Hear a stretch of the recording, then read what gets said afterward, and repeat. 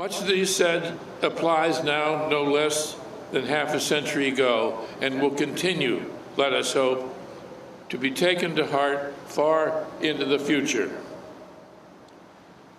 Gone but not forgotten is the old expression for departed heroes. But if not forgotten, they are not gone. On this day especially, and at this place, let us listen again to some of what John F. Kennedy said.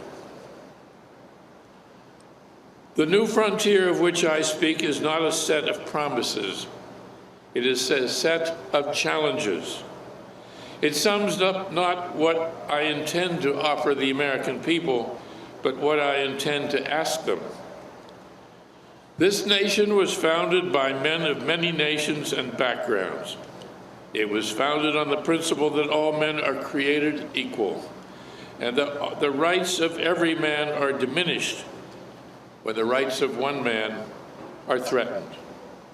The heart of the question is whether we are going to treat our fellow Americans as we want to be treated.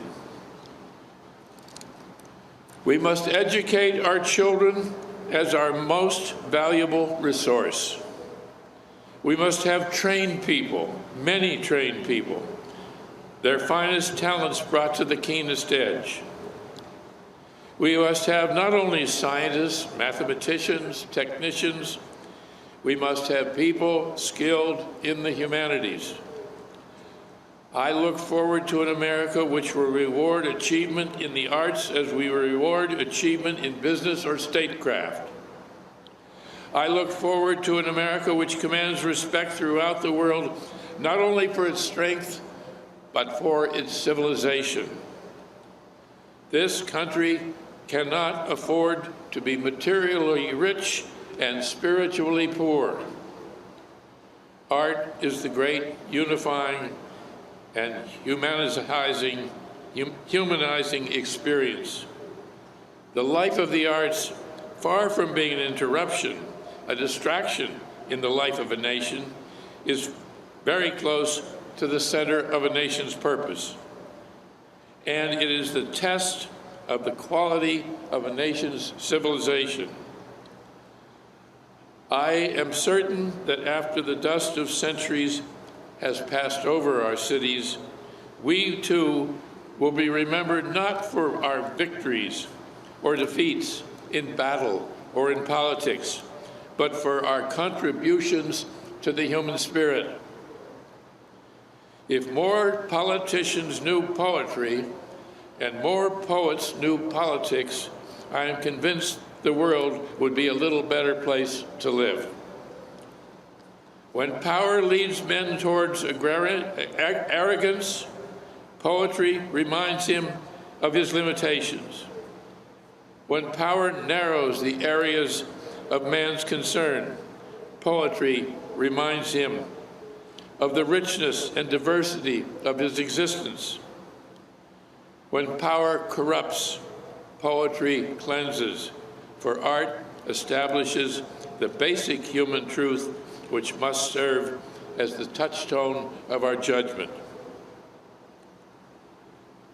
Together, let us explore the stars, conquer the deserts, eradicate disease, tap the ocean depths.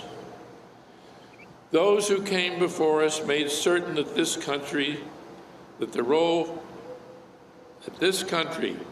the first waves of the Industrial Revolution, the first waves of modern invention, the first waves of nuclear power. And this generation does not intend to founder in the backwash of the coming age of space. We mean to be part of it. We set sail on this new sea because there is to be a new knowledge gained and new rights to be won, and they must be won and used for the progress of all people. But why, some say, the moon?